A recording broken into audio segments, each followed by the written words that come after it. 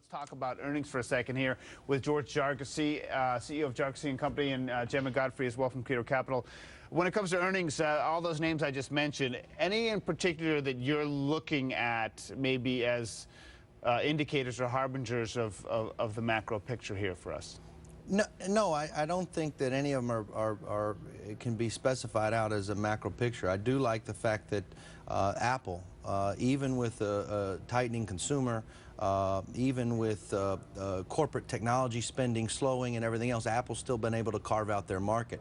And so I think that that plays well to when you have good management and a well-executed plan. You could still make money even. Yeah, but in isn't these like tough Apple times. like a 7-foot basketball player playing with a bunch of 5'5" guys? I mean, it's not even like any other company on the planet. I mean, it's like an alien company. I mean, you can't even compare them to everybody else, can you? Yeah, but it wasn't that way a few years ago. Right. And so, I mean, in our business, buying emerging growth companies, we're looking for the Apple of tomorrow. So, you have to try to look ahead around the corner and see what companies are going to meet that demand. I'm not a big fan of buying, yesterday's big company. I want to find tomorrow's big company. Right. Gemma, can you look for trends that are going to grow?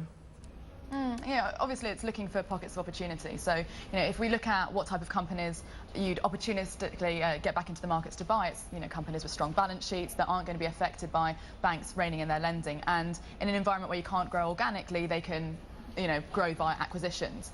Price makers, not price takers, because you're going to be seeing a lot of companies that are squeezed with cost inflation. And these are the type of trends that we're... Where does that take you? What sectors? Yeah, well, the thing is that I think it's looking within the sectors. I mean, you've seen that. So if we look at the results so far, so let's look at the banks, for example. Yeah. One of the trends there is you're going to see banks that are focused very much on the trading investment banking side that are going to struggle, and those that are focused more on the retail mortgage lending side that are going to do well. I put a little caveat on that, and as we saw, JP Morgan you saw 4% drop in profits. Wells Fargo, you saw 21% increase in profits. However, JP Morgan had already fallen by about 25%. Wells had only dipped by about 14%, and there were greater expectations for Wells, and therefore you've seen this averaging. So you have to maintain a longer time horizon as well.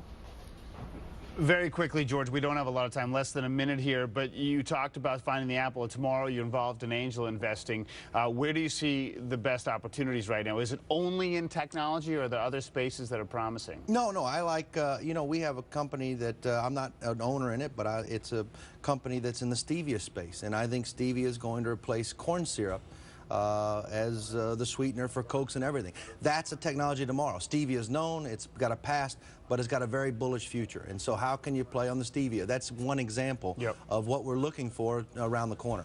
We appreciate the insight today. We really do. George Jarkesy of Jarkesy & Company, of course.